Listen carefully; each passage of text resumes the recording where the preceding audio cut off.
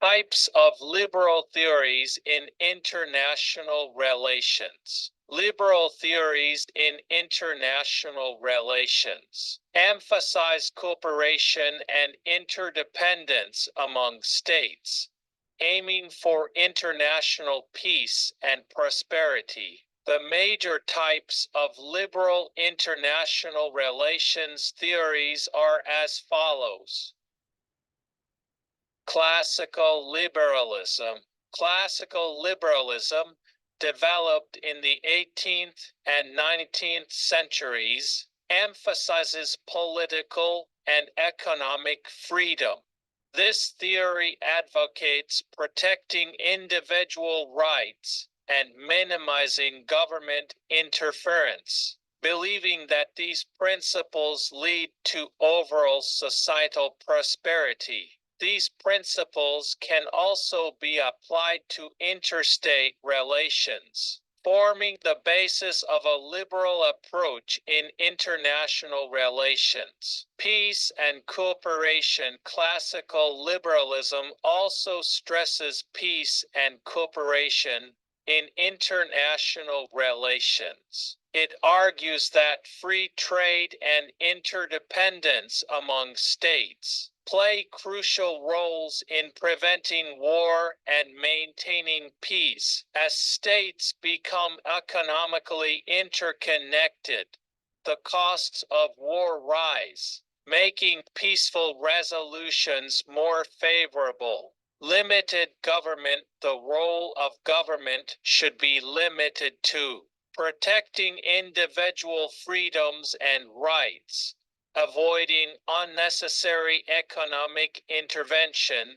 Excessive government interference is seen as an infringement on personal freedom and a cause of economic inefficiency, making limited government ideal. Classical liberalism, centered on individual and economic freedom, believes that human reason and progress can prevent war and maintain peace. It emphasizes coexistence and prosperity through mutual cooperation and applies these principles to interstate relations. Classical liberalism forms the foundation of modern liberal international relations theory, providing a crucial framework for achieving peace and cooperation in international relations. B. Institutional liberalism. Institutional liberalism, a theory within international relations, emphasizes the role of international organizations and institutions. It argues that these entities are essential for fostering cooperation and maintaining peace among states. Institutional liberals believe that international organizations and institutions facilitate interstate interactions, establish norms and rules, and play critical roles in managing conflicts and preventing disputes. Importance of international organizations. Institutional liberalism argues that organizations such as the United Nations, UN, the World Trade Organization, WTO, and the International Monetary Fund (IMF) are crucial in promoting cooperation and resolving conflicts among states. These entities enhance cooperation, set norms and rules, and contribute to a stable international environment. Interdependence and cooperation. Institutional liberalism posits that states are interdependent and can maximize mutual benefits through cooperation. International organizations support and strengthen this cooperation institutionally. As economic and political interdependence increases, states gain more from cooperation, preferring peaceful solutions over conflicts. Establishment of norms and rules. International organizations establish clear norms and rules that make state actions predictable. This helps states trust each other's actions, reducing misunderstandings and conflicts. For example, the WTO sets international trade rules and resolves disputes, preventing trade conflicts and promoting fair trade.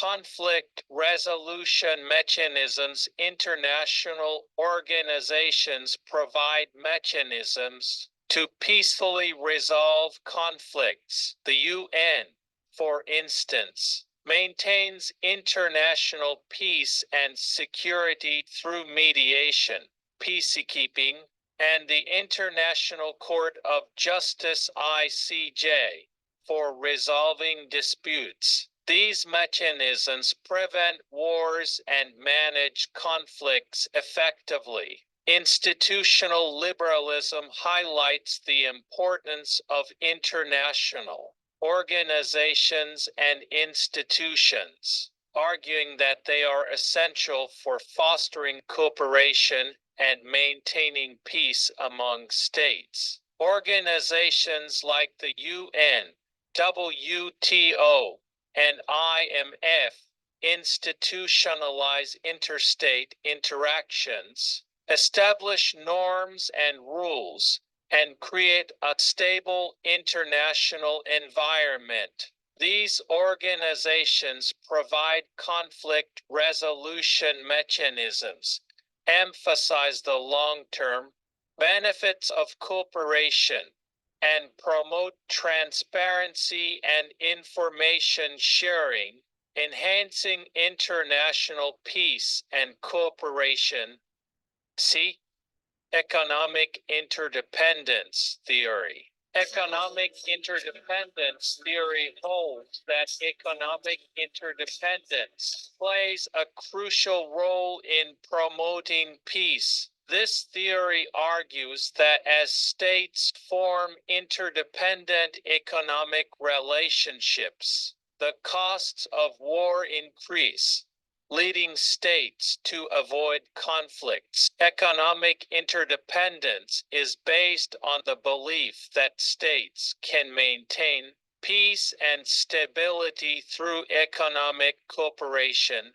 Increased costs of war. Higher economic interdependence increases the economic costs of war. States are tightly connected through trade and investment, and war would disrupt these economic relationships, causing significant losses. Thus, states are strongly incentivized to avoid war. Trade and economic cooperation. Economic interdependence theory asserts that trade and economic cooperation are vital for maintaining peace and stability. Trade strengthens economic relationships between states and provides mutual benefits, maintaining peaceful relations. Through economic cooperation, states pursue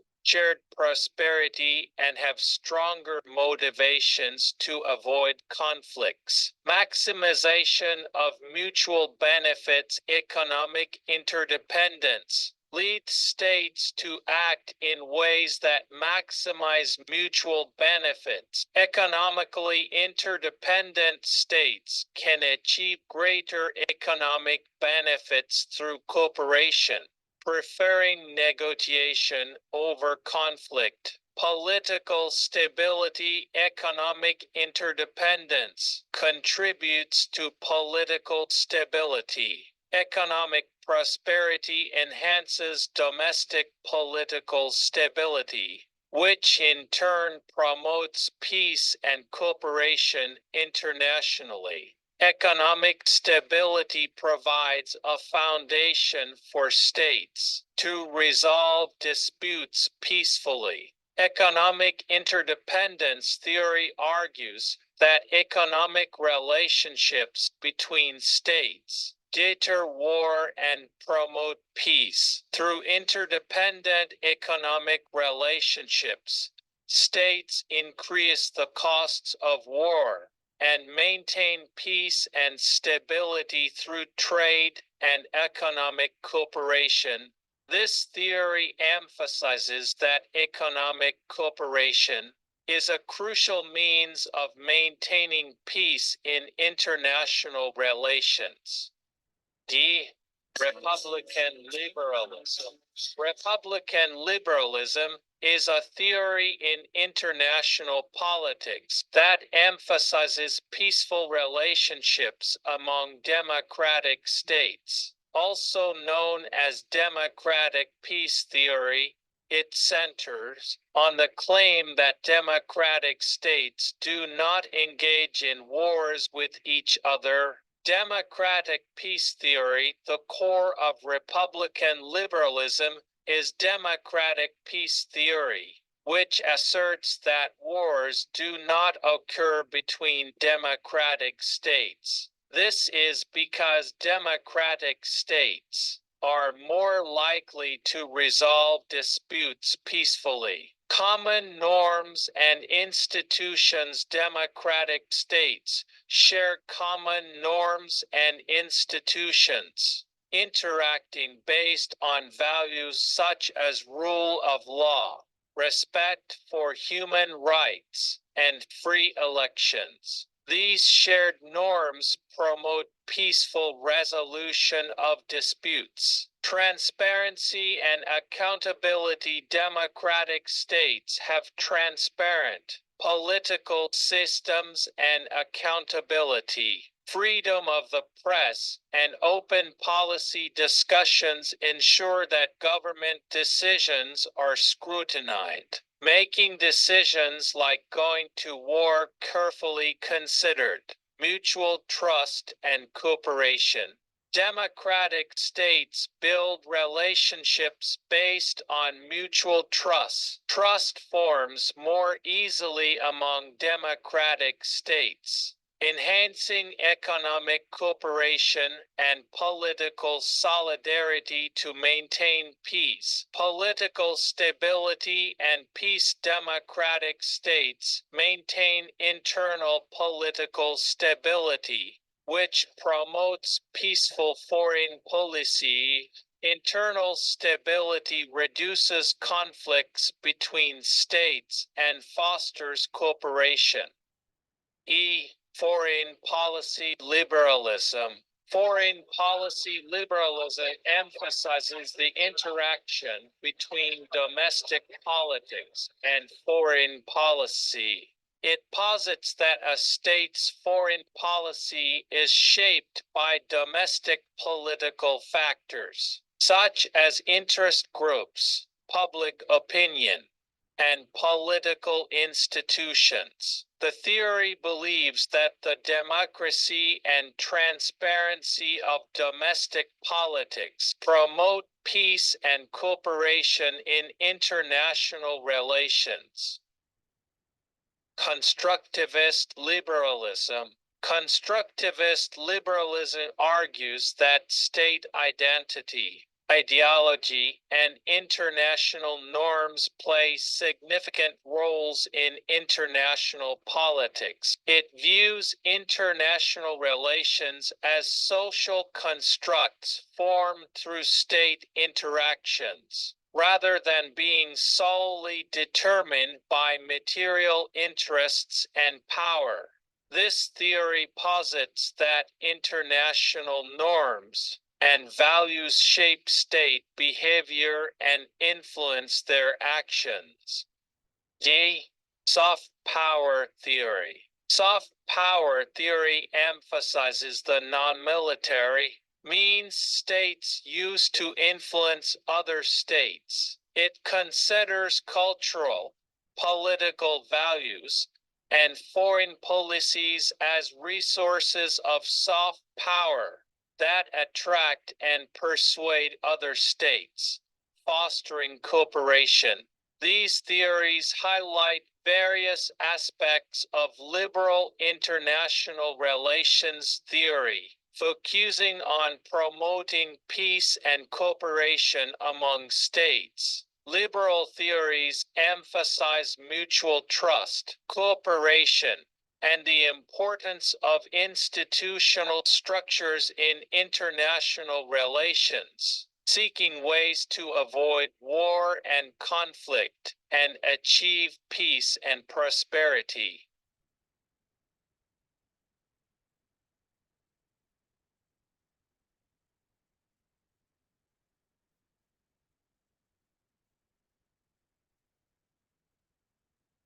Okay, we've looked at the state of nature and how realists and liberals have different views of it.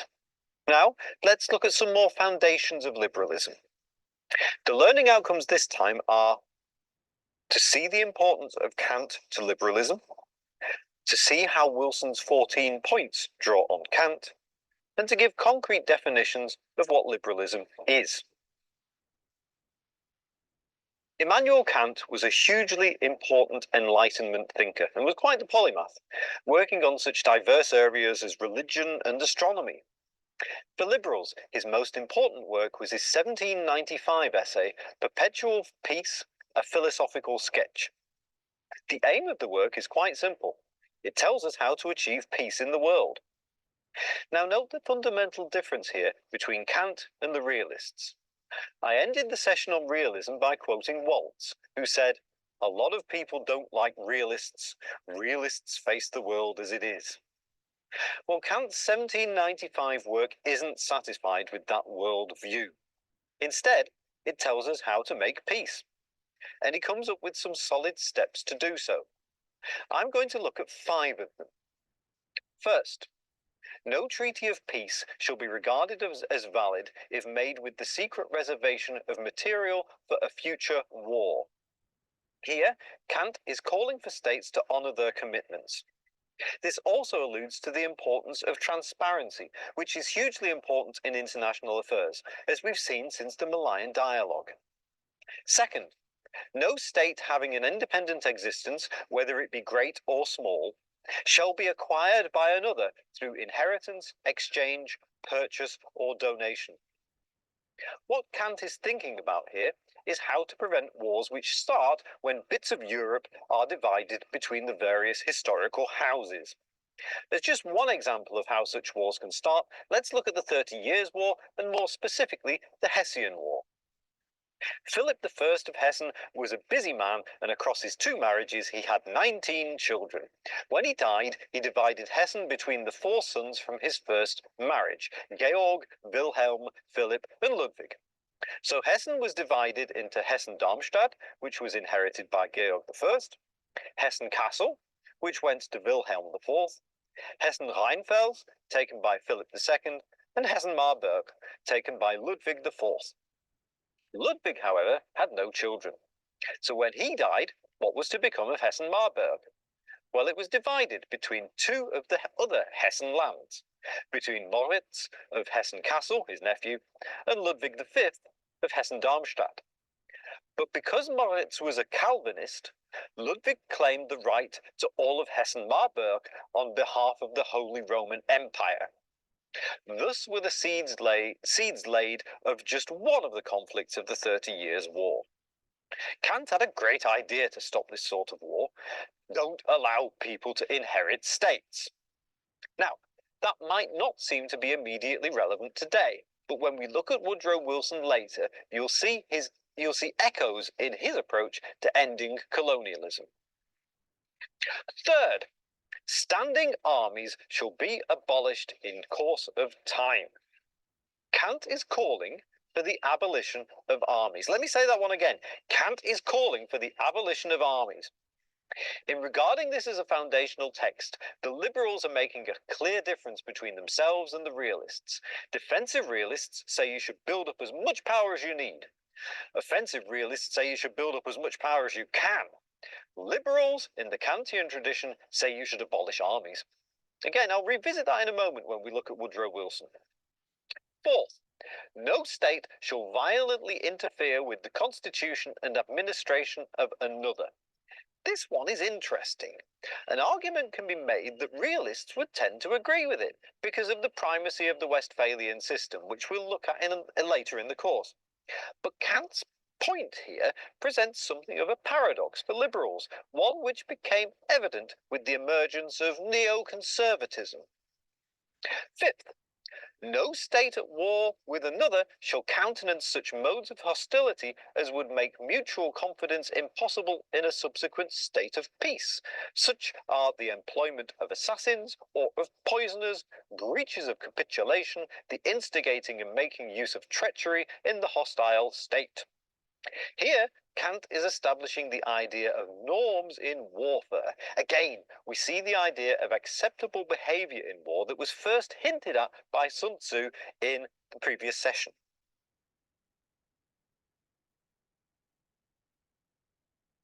Okay, so that's Kant. Now, let's see how that work influenced politicians. The clearest influence is on the 28th US President, Woodrow Wilson. Like many people, Woodrow Wilson was appalled by the First World War, what was then the Great War. He saw this war as the result of the instability of great power politics in Europe, and as such, he wanted to put structural factors in place to prevent this from happening again. As such, he presented a list of 14 points to a joint session of Congress in 1918. Some of these are specific to border adjustments and territorial sovereignty of Belgium, France, the Balkans, and Poland. But points number 1, 2, 3, 4, 5, and 14 apply to everyone and are fascinating from an international relations perspective. In several of them, we can see the direct influence of Kant. Like Kant, he wants to end war. And also, like Kant, he's injecting morality into world affairs, in direct opposition to those who now refer to themselves as the realists. So let's take a look at those points then. 1, 2, 3, 4, 5, and 14. 1. Open covenants of peace, openly arrived at, after which there shall be no private international understanding of any kind, but diplomacy shall proceed always frankly and in the public view. Think back again to Kant's first point in his Perpetual Peace. No treaty of peace shall be regarded as valid if made with the secret reservation of material for a future war. Wilson is calling for transparency. We've known since the Malayan dialogue what the costs of not having transparency are. As such, Wilson is calling for openness in the international system. 2. Absolute freedom of navigation upon the seas outside territorial waters, alike in peace and in war, except as the seas may be closed in whole or in part by international action for the enforcement of international covenants. This is an interesting one, and reflects a power transition that was occurring at the time. The British had been the dominant naval power, and had of late been using that power to enable free trade. But Britain was a declining power, and Wilson is looking for someone to step up to the plate to ensure that the seas are free in order to enable his third point, the removal, so far as possible, of all economic barriers and the establishment of equality of trade conditions among all the nations consenting to the peace and associating themselves for its maintenance. Here, it's not Kant that Wilson is thinking of, but another author, John Stuart Mill. In 1871, Mill wrote that it is commerce which is rapidly rendering war obsolete by strengthening and multiplying the personal interests which act in natural opposition to it. And it may be said without exaggeration that the great extent and rapid increase of international trade in being the principal guarantee of the peace of the world is the great permanent security for the uninterrupted progress of ideas, the institutions, and the character of the human race. Wilson sees trade as a means to achieve peace and accordingly wants all barriers to trade removed. This is hugely important to liberalism, and we'll keep revisiting it throughout the course. Fourth, adequate guarantees given and taken that national armaments will be reduced to the lowest point consistent with domestic safety. Again, let's revisit Kant. Standing armies shall be abolished in course of time. Wilson isn't calling for armies to be abolished, but he is asking for them to be reduced as much as possible. Fifth, a free, open-minded and absolutely impartial adjustment of all colonial claims based upon a strict observance of the principle that in determining all such questions of sovereignty, the interests of the populations concerned must have equal weight with the equitable claims of the government whose title is to be determined. Again, let's go back to Kant. No state having an independent existence, whether it be great or small, shall be acquired by another through inheritance, exchange, purchase, or donation. By Wilson's time, the Europeans had mostly stopped dividing up their own continent along lines determined by houses and families. Instead, they'd started dividing up the rest of the world based on their own states. Wilson is calling for the end of colonialism. Then we skip through to number 14. A general association of nations must be formed under specific covenants for the purpose of affording mutual guarantees of political independence and territorial integrity to great and small states alike. In his final point, Wilson is calling for multilateral relations, an intergovernmental forum at which the states of the world can meet as equals. He is calling for the League of Nations.